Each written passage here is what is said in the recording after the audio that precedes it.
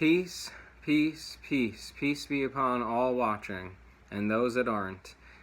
This is Minister Nicholas Allen, Sullivan, coming with another meeting for the Living Mystery Church. I thought today, we might talk about, get into some things. So first, of course, I want to open up with a prayer. Thank you so much for this day. Thank you for this opportunity to share a message with those watching. Thank you for love and peace. I am grateful. I am kind. I am loving. I am constantly attracting support and funding and peace and love and kindness. I am grateful for food, water, and shelter. I constantly attract food, water, and shelter. Clear my vessel so that I may speak clearly and honestly and truthfully and deliver the message you need everyone to hear that is listening. Thank you. So, one of the things I wanted to read to you, well, first I wanted to correct a couple things. One is that last time I made an error, and I'm not doing any editing, so last time I made an error that I said the mind is the prisoner, and I misspoke. What I mean is the mind is the prison. It is the prison that holds back the soul, that limits the soul, that keeps us from living heart forward in total faith. It is, where doubt happens, where fear happens. It is where we have dreams and then we kill them, not always, just that's where it happens. Our heart knows anything's possible. However, in our mind, we tend to, a lot of us, I'll speak for myself, talk ourselves out of some things that may probably be possible. So, I keep looking down. It's just a habit of mine. I'm going to keep working on it. This is very new for me, like I said last time, and I'm going to do my best to continue to get comfortable looking at the camera as if I'm looking at whoever's watching this. I do best in one-on-one, explaining people's specific questions to them. I feel that the Most High speaks through me in those scenarios as a messenger and a channel, and I do my best to stay out of the way. And today it's come to me to read Marianne Williamson's poem, which I brought up last time, except I have it pulled up here, and also to kind of just get into a little bit about what a person is, so we can decide whether we think we're a person or not. So, the poem by Marianne Williamson was a speech. Nelson Mandela gave it as a speech at one point, and I was introduced to it by a shaman in southern Vermont that I did a vision quest with, and some sweat lodge and some things like that really helped enliven my spirituality and bring it from a ritualistic type thing to, and kind of more dead, I would say, or dogmatic, into something more living and real and testimonial. And it's when I finally realized my connection to the grass, to the air, to all the elements, really, to all life and to death. And it really empowered me. I was, maybe around 22 or 3, 20 maybe. I'm not sure. It was somewhere in my early 20s, and it really changed my life and my view of spirituality. So, without further ado, our deepest fear is not that we are inadequate. Our deepest fear is that we are powerful beyond measure. It is our light, not our darkness, that most frightens us. We ask ourselves, who am I to be? Brilliant, gorgeous, talented, fabulous? Actually, who are you not to be? You are a child of God. Your playing small does not serve the world. There is nothing enlightened about shrinking so that other people won't feel unsure around you. We were born to make manifest the glory of God that is within us. It is not just in some of us, it is in everyone. As we let our own light shine, we unconsciously give other people permission to do the same. As we are liberated from our own fear, our presence automatically liberates others. And so what, for me, that constantly changes what that means to me, what I get out of it. I constantly am getting something new out of it. It's the poem I read mostly every day. And to me, it is that a lot of us fear our responsibility, fear failure, fear, just being somebody who shines. People start looking, expecting, etc., puts pressure, and that is where we need to learn to master our breath, stay in the moment, stay centered, stay grounded, stay slow, stay in power, in joy, in love. That's all inward experiences. Has nothing to do with the external. So, to me, it is really just about being my best self, no matter what anyone around me is doing, saying, etc. That old saying, if they jump off the bridge, are you gonna too? And for me, no, I'm not. I'm gonna be my own person, my own living soul, my own man. And I thought a lot about that since our last meeting. It seems like when we were men and women, we didn't have self-awareness. We were just kind of worker bees going through the motions, and then God breathed into life into our nostrils, and we became a living soul. So to have a soul, to me, we can live without a soul. Apparently, the body can live with just a mind and a heart and the functions.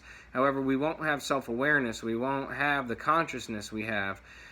And so, I think about the book Prisoner of Azkaban, Harry Potter, how the Dementors suck out Harry, the soul as the final punishment. However, the woman can still live on in the body. They're just considered an empty shell at that point, a zombie, Walking Dead, etc. So our soul is the life, is God, is, our consciousness, our self-awareness, and I think it's where free will came from. Is, are we going to choose the higher path that's best for, those around us? Or are we going to, do what's sometimes hard, not follow temptation, not covet thy neighbor's wife, not, be judgmental, and all these things that are so easy to fall into a lot of times, especially, in the world we're in, and just I think throughout time, it's a story as old as time. Is what Christ came to show us is how to live here, how to get through without falling to temptation. Of course, even, there's stories of him falling short. You do your best, you pull your pants back up, you get it together, and you keep going. You don't quit. You don't quit on yourself. You don't quit on others. You just face the fact that you maybe fell short, and you do better the next time. If I yell at my progeny, I know that's not necessary, so I learn from it. And I say, I'm going to do my best not to yell at you anymore and to just talk with you. So that being said, we're all a work in progress. We're all doing our best to get more centered, more grounded, more peaceful. And that's why when I talk about God, I talk about how God in a balancing sheet is the zero, is the alpha and the omega, is the whole and the nothing. God is not positive or negative. God is. God's that center, that zero, that circle. And, if I'm a painter and I go out and paint, now I'm in the negative and they owe me money. So now they're just making me back to zero, back to God, back to even, back to balance. Did I ever actually make income? That's something you might want to think about. If a workman is always worthy of his wages, why are we paying anything as income? Also, if we're only getting promises to pay and not actually gold or silver, which is lawful money, then where was my increase? Where was my income if I never actually even got paid anything of substance other than a promissory note or a bill called a dollar or a Federal Reserve note? Something else I wanted to read to you today was about person. Where is it? Number 10, 30.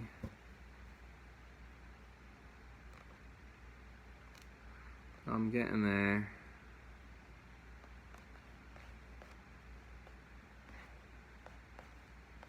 Excuse me. I thought I had it ready. Well, anyways, it talks about in Philippines how God does not respect persons. And I found it for you today. Let me see.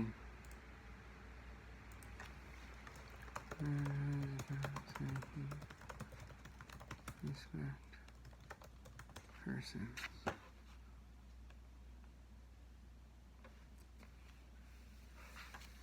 Thank you. Then Peter opened his mouth and said, "Of a truth I perceive that God is no respecter of persons, but in every nation he that feareth him and worketh righteousness is accepted with him." And, they brought up a nation here. One of the issues is our status. We're treated as persons, which is defined as, by their system, the term person is defined in 18 USC, that's United States Code 2510, that's subsection 2510, section 6, to mean any individual person as well as natural and legal entities. So that means a corporation, an LLC. We are natural persons by the legal system. However, again, I consider myself a living soul. It specifically includes United States and state agents. So the United States is a federal for-profit corporation. Again, maybe at some point we'll get into that. There's lots of people out here teaching about that, and I highly recommend you look into it. According to the legislative history, only the governmental units themselves are excluded. So, look up what the definition of a person is on your spare time. Originally from the Greek, in ancient Rome, the word persona, Latin, or prosopone, ancient Greek, originally referred to the masks worn by actors on stage. That was like, who were you acting as? That's why these are called acts. It's all spelling. We're being spelled. We're being programmed. And it's not that that programming's bad. It's what kind of food are you taking in? Thought, actual food. What are you taking into your vessel? What are you allowing to program yourself with? And so if you're programming yourself that you're a state-issued entity, a person, an individual, and all these legal terms, then, they have jurisdiction over you. They can tell you what to do. You're not acting as someone who's initiated or ordained or knows the truth, which is that we are of God, that we are sons and daughters of God. We are representatives of the Most High. And until we claim a status, we're not only not a U.S. citizen per se, which they may presume, we are not national to anywhere. We are lost at sea. We have no standing anywhere because we're not standing. You have to stand for something or you fall for anything. The various masks represented the various personae in the stage play. So one being can just change masks and act as different things. So in this act, this means this. In this act, this means that. The world is but a stage, and everything's an act. So all we have to do is start making our own masks, aka trusts, our own LLCs. You only control what you create. So when you start making these things, when you start creating your own businesses, you bankrupt the business. You don't bankrupt yourself. You're not actually bankrupt. It's all a live game of Monopoly. It's all on paper. It's all fiction. And if you know that and you start coming into the truth, then you will no longer be treated as surety for the account, for the state of energy that we are in. So if you want to free yourself, we first need to free our mind, right? That's the prison. That's the prison and the prison guard to keep our soul from being unlimited, because that's the truth. Your soul is God, is unlimited, is infinite, is never going to die, is always in a perpetual state of life and death. It is everything. It is all. It is the all. It is the zero. It is the whole and the nothing. It is all of it. It is beyond words. We can't really explain this entity, this any of this, right? And like it says in Philippians, chapter 3, verse 20, heavenly citizenship. But our citizenship exists in the heavens, and we are eagerly waiting. And it goes on a little bit. So to me, that means we are native of heaven. Some people say they're state national. Some people say they're American national. Some people, pledge to the land. I'm pledging all the way to the source. I am a national of heaven. I am native to heaven. I had a nativity here in this place, into this body, incarnated in flesh. However, I am a living soul who is native, my true self that is in here that is speaking to you through this channel, through this vessel, in this flesh, meat sack, corpse corporation, is known as Nicholas-Allen Sullivan, is actually, I'm the soul within this. I live in my body. I live in my body. I and I, like the Rastas say. What they're saying is there truly is only one being operating as many beings, all from different perspectives, personas, right? Different masks. And if you take one of man's masks that they created for you, the state created for you, then your Father doesn't see you. God doesn't see you. You're not recognized. You've lost your birthright because you're wearing this mask. I don't recognize you. Who are you? And that's, I have to look that up for next time, what verse that is. I don't want to have any more like lag time here. You know, and lastly, I think I want to just bring up what a purser is. Since this is all shipping and receiving, we are treated as vessels for the soul because they know the truth. They're waiting for you to wake up to the truth. They're not keeping you from it. It's all around us. It's all in front of us. Everything's supposedly hidden in plain sight. It isn't hidden. It's literally in plain sight. And it's not until we stop hiding and we stop being afraid of the light, like I read in that poem, we won't get here and get to this knowledge until we're ready, until we open to receive it. It won't make sense. It won't click. The wires aren't there. They're not. The cells are not born. They're not created yet for us to even receive this information. I assure you, no one is stopping us from this other than us. And when we awaken, we're no longer the enemies in Trading with the Enemy Act. We're no longer acting as babies. We start operating on the credit we are meant to be operating on, okay?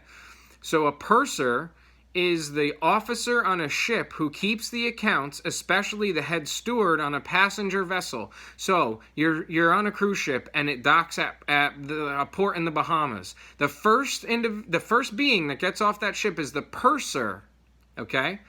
Purser, sound familiar? The son of the purse, which I'll get into in a minute. The purser holds the purse and goes and pays the tax so that everybody on the ship can get off and go into the island. They pay the port tax, okay? So that's how we're being held liable for the tax. It's the person that owes the tax. The trust account, your all caps name, maybe it's not even in all caps. However, it's the ship. The name of ships are in all caps.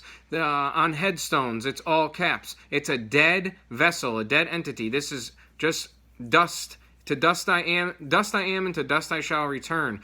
The soul is what is enlivening this vessel, this ship. I am running a shipping company, okay? And as the purser, I need to sign for things. I'm the agent on behalf of this vessel. And until I get initiated into the truth and become ordained and really raise my vibration to learn the law, land, air, and water, the way this all truly works, the truth, the inner deepest root back to source, then I'm going to keep operating externally from an external place, defining from external places, and therefore depowering my truest self, my highest self. So now back to the person, the son of the purse. Your original purse was the placenta. That's why we cut the cord.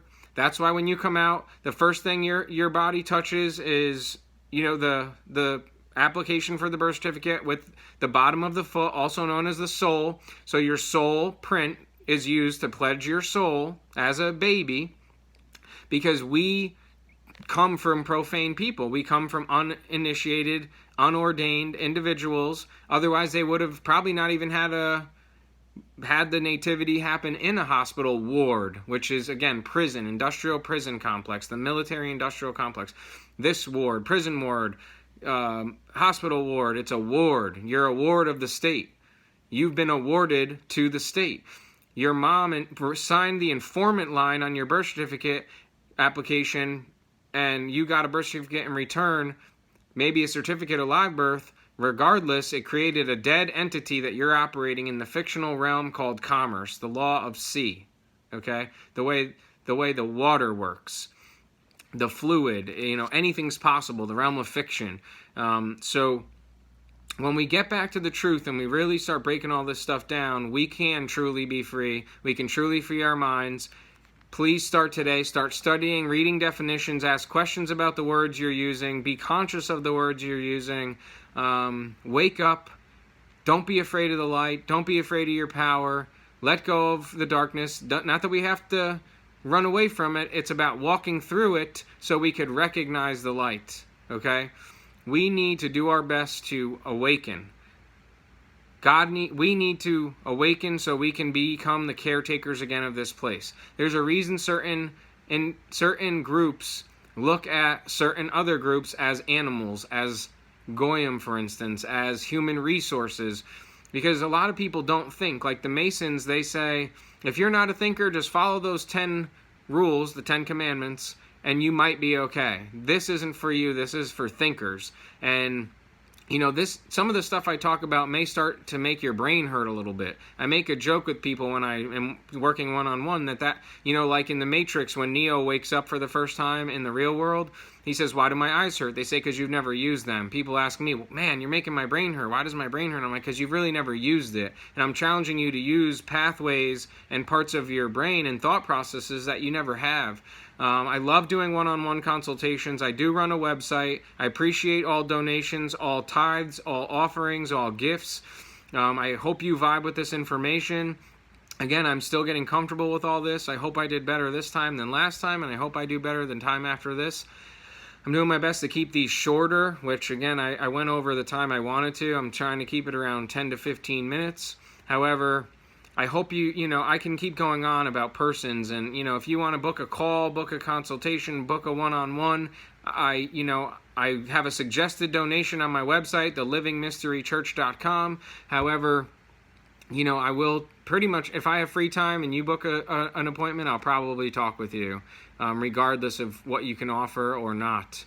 Because, my true goal is that in a better world, we're all awakened and living as brothers and sisters again, and living in love and in peace and in joy and not in fear, and walking through the darkness so we recognize the light and can balance both. Somewhere in the middle. I'm not saying never to do ratchet stuff, never to, I make, kind of a joke, but, it's like that is part of life, to kind of get a little crazy sometimes, but time and place, don't. Just be honest. Be honest. Be relentlessly honest with yourself. Have the courage to be relentlessly honest. There are those among us who are constitutionally incapable of being honest with themselves, and, they don't really stand a chance to awaken in this lifetime, Whether any of that exists, I'm not sure. I have a feeling it does.